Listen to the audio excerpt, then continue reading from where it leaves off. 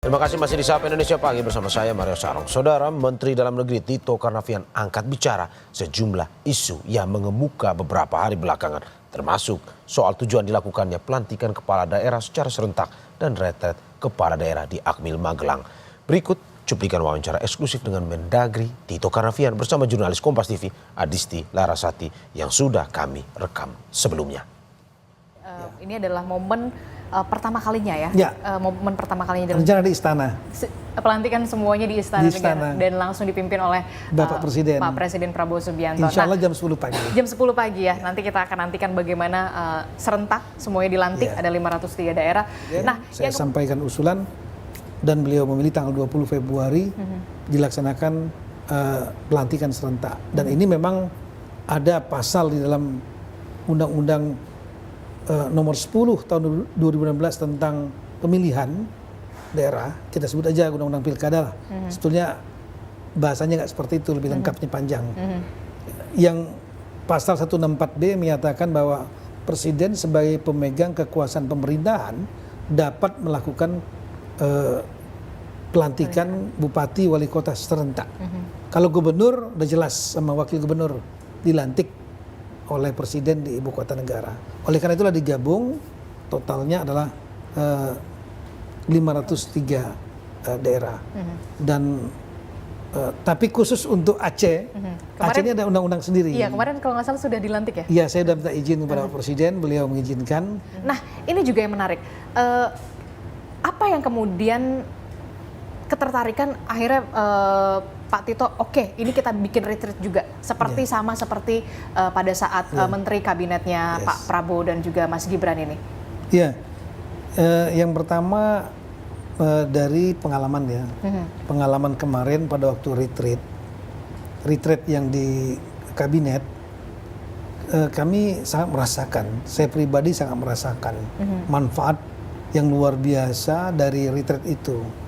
Yang paling penting nomor satu, ada forum di mana kita bisa saling mengenal satu sama lain dalam suasana informal, sehingga terbentuk semacam hubungan emotional bonding, saling kenal. Tadinya kan banyak ada sebagian nggak kenal kan, jadi kenal, ngobrol sambil nongkrong di atas lapangan, di lapangan rumput ya.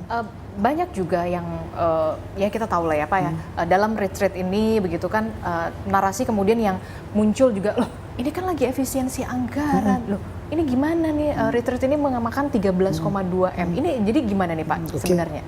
Dalam jangka pendek ada yang sudah diefisiensikan. Jadi ada aturan Undang-Undang nomor 10 2016 tentang, saya ulangi, 23 2015 tentang pemerintahan daerah. Di situ dinyatakan juga untuk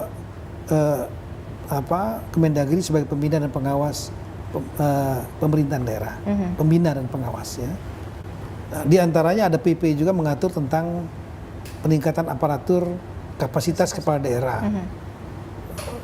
Dan kemudian ada peraturan Mendagri juga yang sebelum saya yang mengatur tentang orientasi kepala daerah sampai ke petunjuk teknisnya dari Kepala Badan Pembinaan SDM Kemendagri itu 14 hari orientasi itu. Nah, biasanya orientasinya di Jakarta dan kemudian nanti di Badan SDM malam nggak tahu kabur kemana, ya tidur di hotel, ya tidur di hotel masing-masing menggunakan APBD-nya. Itu berapa biayanya? Lebih mahal. Dan ini kita perpendek menjadi 7 hari. Yang kedua, Lemhanas juga punya program dalam rangka untuk memupuk patriotisme nasionalisme. Itu kalau nggak salah 1 bulan ya, dengan menggunakan anggaran Lemhanas ya, dan juga ya lumayan ya. Nah sekarang kita gabung antara Lemhanas dengan Kemendagri. Kami duduk berkali-kali rapat di sini sehingga dipersempit cukup 2 hari saja untuk kepala daerah, dan kemudian untuk Kemendagri yang tadi 2 minggu cukup 4 hari saja. Jadi sebetulnya sudah diefisiensikan. Yang pertama itu, jadi efisiensi jangka pendek sudah dilakukan.